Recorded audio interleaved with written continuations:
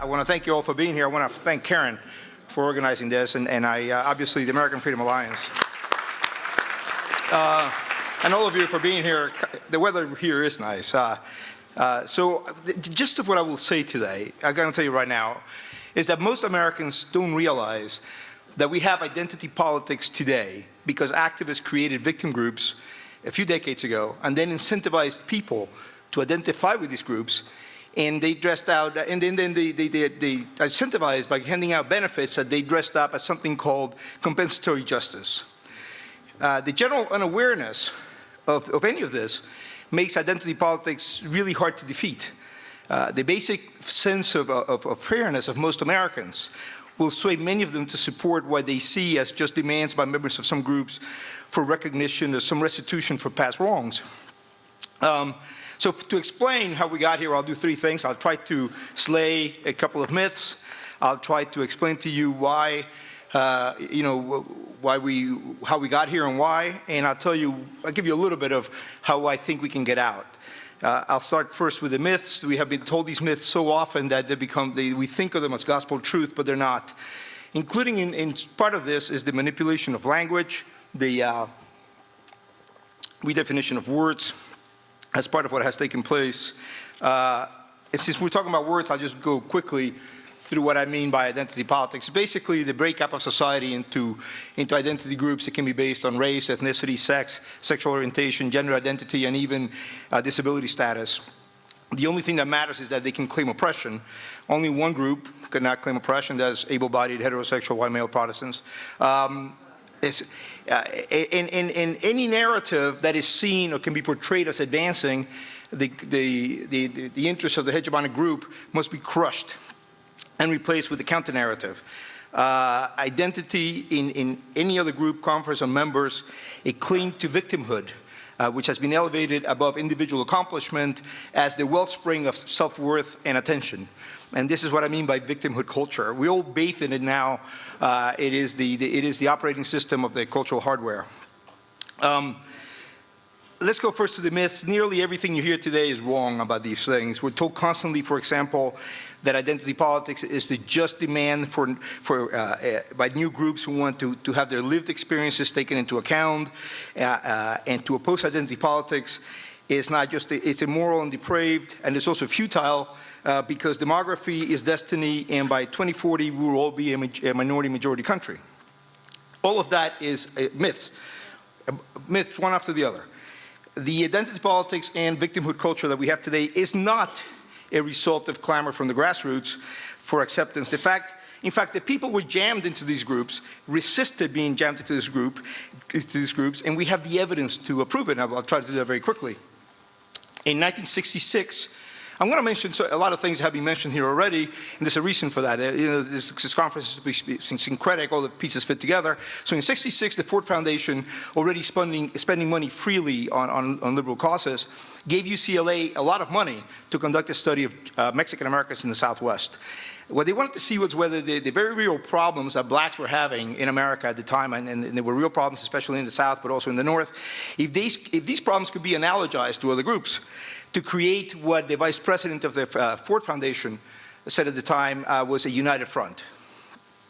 The answers they got left them aghast. The Ford Foundation paid a lot of money for this study, and the answers they received from the UCLA researchers were really awful for them. The study that they conducted revealed that Mexican Americans had no consciousness of themselves as minorities, still less as being victims of racial discrimination. They actually many of them thought of themselves as whites, and in fact they were classified by the census as whites. So resentment could not be used as a bonding agent that would organize them into a united front, because these Mexican Americans were telling the researchers that even those who had experienced discrimination, and many did, Mexican Americans did experience discrimination, so did German Americans and Italian Americans. It is the lot of immigrants to experience some kind of pushback.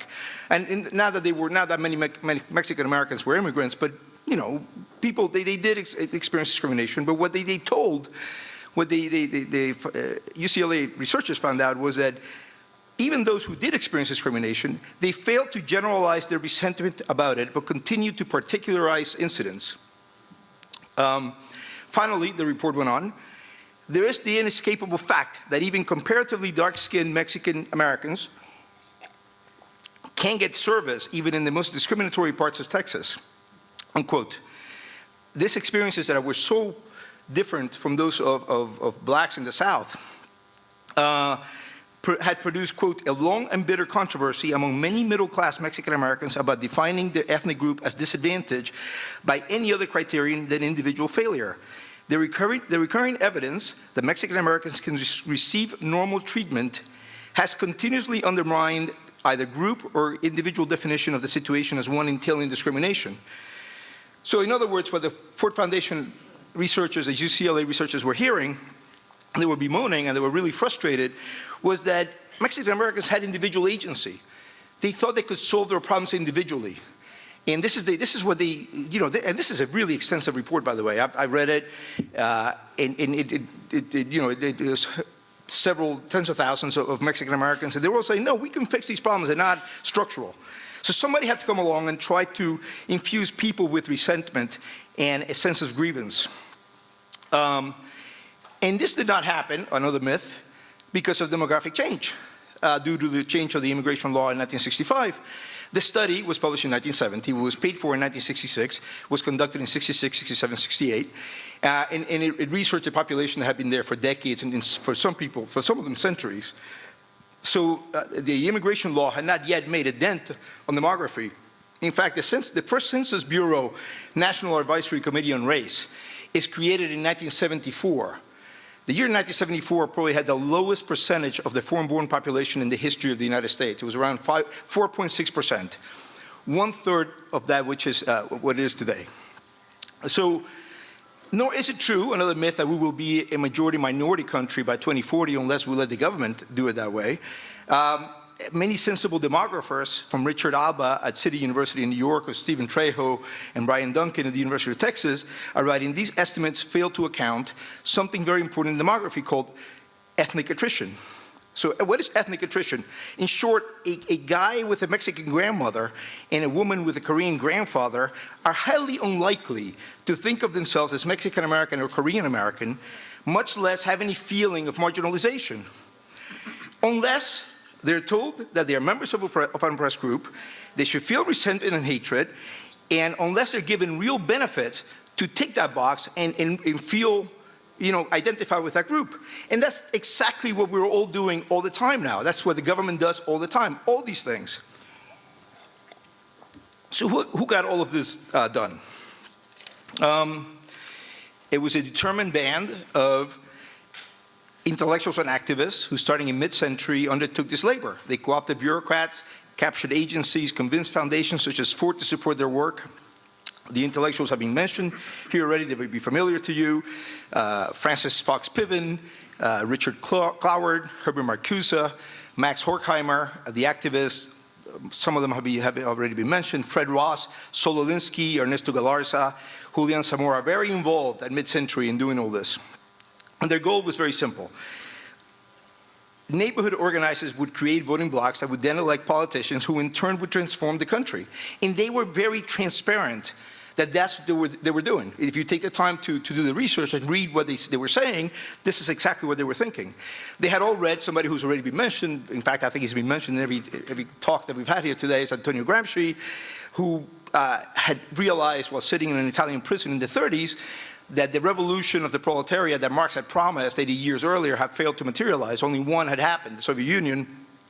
And so Gramsci and later Marcuse realized that economic classes didn't have the consciousness of grievances.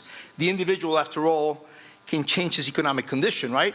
But he cannot change his race or his sex. So it was back then they had old-fashioned views. This is how Marcuse put it in 1965, quote, all liberation depends on the conditions of servitude.